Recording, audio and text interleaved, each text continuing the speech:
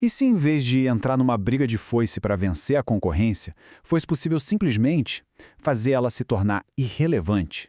Parece ousado, né? Mas é exatamente essa a proposta da estratégia do Oceano Azul.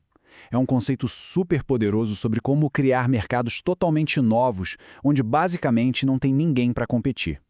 Bora mergulhar nessa ideia? Para a gente entender isso bem, vamos imaginar que o mundo dos negócios é dividido em dois tipos de oceano. De um lado, a gente tem os oceanos vermelhos. Esse é o mundo que todo mundo conhece. Mercados lotados, sabe? Onde as empresas se matam por uma fatia de mercado que está cada vez menor. A água fica vermelha por causa dessa competição sangrenta, que espreme os lucros e faz tudo parecer a mesma coisa. Agora, do outro lado, numa boa, a gente tem os oceanos azuis. Pensa neles como espaços de mercado gigantes, profundos, que ninguém explorou ainda. Aqui, a demanda é criada do zero, não disputada. As regras do jogo, bom, elas ainda nem existem. E é isso que torna a concorrência irrelevante. É a busca por um crescimento que é, ao mesmo tempo, super lucrativo e sustentável. E para isso ficar bem claro, talvez não exista um exemplo melhor do que o caso do Cirque du Soleil. Eles são, assim, o case perfeito de uma empresa que soube navegar por um oceano azul gigantesco. E o mais curioso é que o Cirque du Soleil não foi atrás de uma indústria que estava bombando. Pelo contrário. Nos anos 80, a indústria do circo estava literalmente morrendo. A competição era pesadíssima por um público que só diminuía, os custos com os artistas famosos e com os animais não paravam de subir, e a opinião pública estava cada vez mais contra o uso de animais. Ou seja, era um clássico e sangrento oceano vermelho. E aí que está a genialidade. Em vez de tentar ser só um circo um pouquinho melhor, eles reinventaram o que um circo poderia ser. O Cirque du Soleil misturou a arte do circo com a sofisticação e a história que a gente vê no teatro, criando algo completamente novo. E com isso, a mágica aconteceu.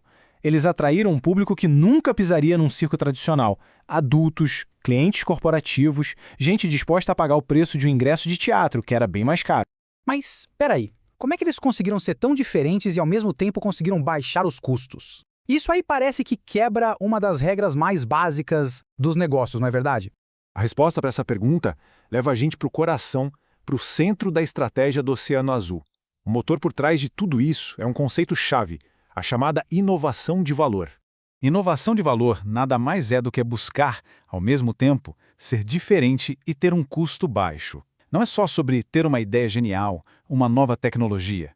É sobre alinhar essa inovação com utilidade, preço e custos, criando um salto de valor tão grande, mas tão grande, que todo mundo sai ganhando, tanto quem compra quanto a própria empresa.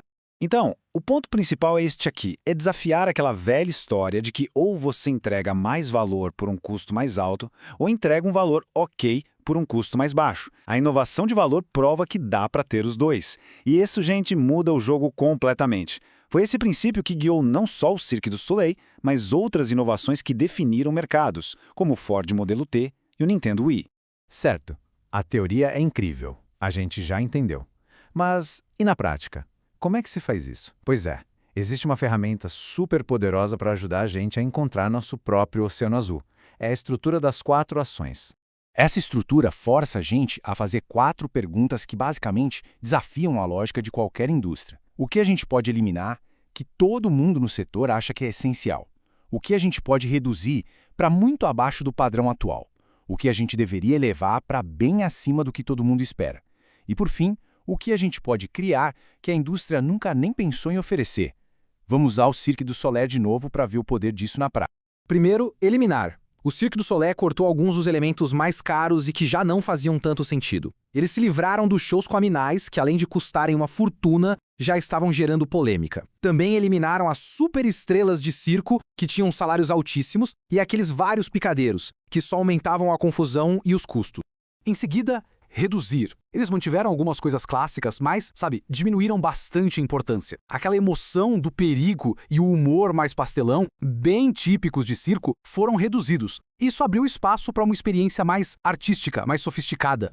Agora, o que eles elevaram? Eles pegaram a tenda de circo que muitos concorrentes estavam abandonando e a transformaram num lugar mágico, chique, uma experiência única. E, claro, elevaram a qualidade artística e o refinamento a um nível que nunca, jamais tinha sido visto num circo. E por último, A criação.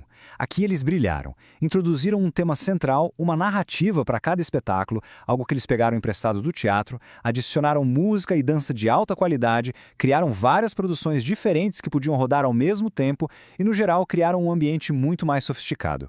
No fim das contas, eles criaram um novo tipo de entretenimento ao vivo. Ok, a história do Cirque du Soleil é fantástica, mas por que isso tudo realmente importa? Qual é o impacto real, nos resultados de uma empresa, de criar um oceano azul?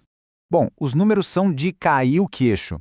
Um estudo com mais de 100 empresas mostrou o seguinte: 86% dos novos lançamentos de produtos eram iniciativas de oceano vermelho, ou seja, só melhorias em mercados que já existiam. Só que eles geraram apenas 39% do lucro total. Agora, se liga nisso, os outros 14% de lançamentos, que foram os que criaram oceanos azuis, esses sozinhos geraram incríveis 61% do lucro. A diferença é simplesmente absurda.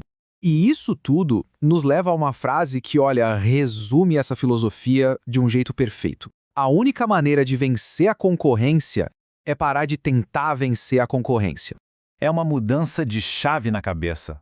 É sair daquela briga por mercados superlotados para se tornar um pioneiro, um criador de mercados novos. É a escolha entre continuar brigando por migalhas ou criar um banquete inteiramente novo. E isso deixa a gente com uma pergunta final para pensar. E se, em vez de lutar por um pedaço do bolo, fosse possível criar um bolo inteiramente novo? A estratégia do Oceano Azul mostra que isso não só é possível, como pode ser o caminho para um crescimento que a gente nem imaginava.